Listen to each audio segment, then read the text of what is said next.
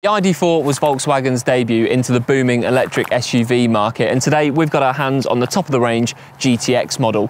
It comes with a hefty price tag, but will that extra performance justify that extra cost? Well, in this video I'm going to tell you everything there is to know about it, from what I like to what I don't like and everything else in between. I'm Charlie Atkinson and welcome to EV Powered's review of the ID.4 GTX.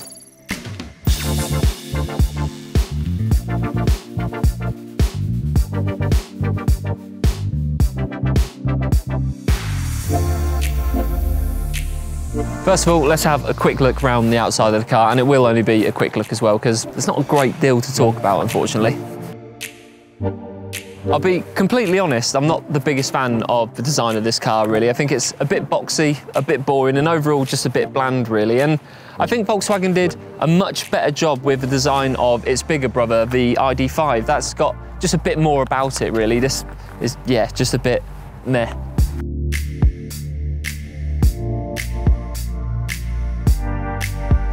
Still, there are a few nice touches. I mean, the standard light bar always works well, and the GTX badging is nice and exciting, and two-tone colouring also helps give it a bit of shape and a bit of presence, but overall it is just a bit bland.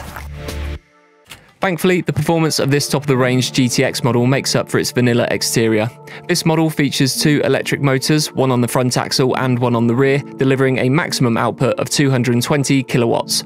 The battery stores up to 77 kilowatt hours of energy as well, delivering a realistic range of up to 300 miles. There are a few specific changes to the interior of the GTX model over the standard ID.4 models, such as the GTX detailing on the seats and the red stitching, which you'll find throughout, but otherwise it's just your bog standard ID interior, really. You've got your infotainment screen here, which supports Apple CarPlay and Android Auto, and again, it's a bit laggy, as is every infotainment screen on an ID model. And you also have your very small and very basic driver's display here, which doesn't give you a great deal of information. And that's about it, really. The materials are nice and the seats are nice and comfortable, and otherwise it's just nice and dark and moody, and you've got red accents everywhere. And that's about it for the cockpit anyway. It's just a bit boring, not a lot going on, really. In the back, you have plenty of headroom and a decent amount of legroom too, thanks to the boxy nature of the car's design.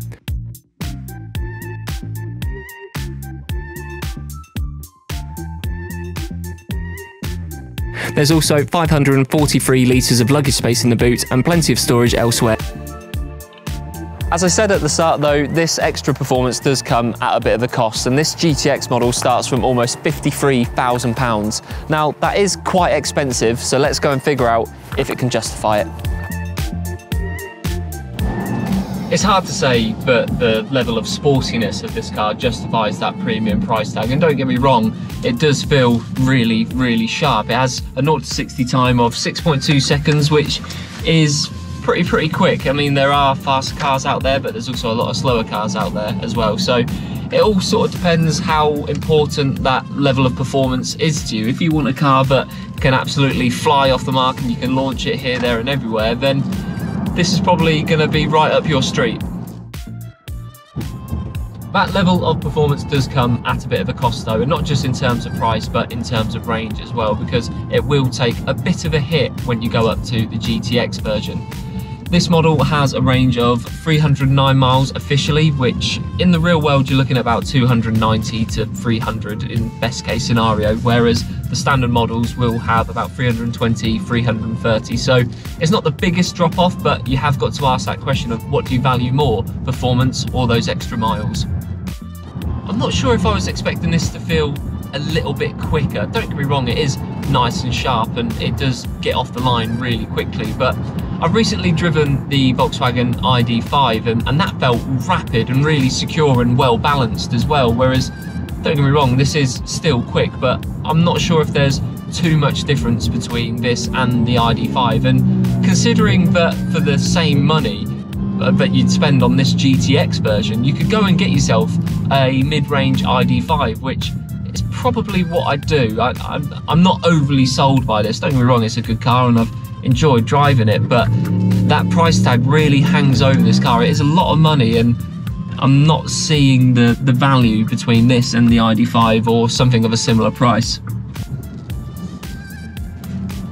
Now, as part of this review, I have only had the car for about half an hour, so I haven't really been able to put the car through its paces, and I appreciate that off the back of that, this might seem quite harsh really, and I probably am nitpicking considering that I haven't been able to fully get to grips with the car. But having driven this and recently driven the ID.5 and driven other versions of the ID.4 as well, rather than the top of the range version, it doesn't feel particularly special, and to me it doesn't justify that price tag, which is the big question mark over this particular version.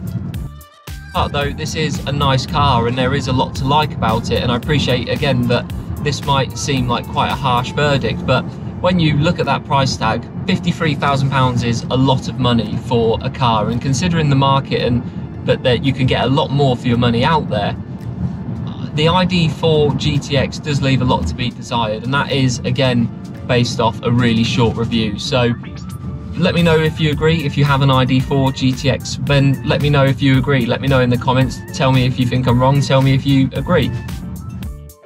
The ID.4 GTX does offer an exciting level of performance, but considering its boring design, its reduced range and its standard interior, a premium price tag of £53,000 does feel quite steep, considering that for the same price you can go and get yourself a mid-range ID.5.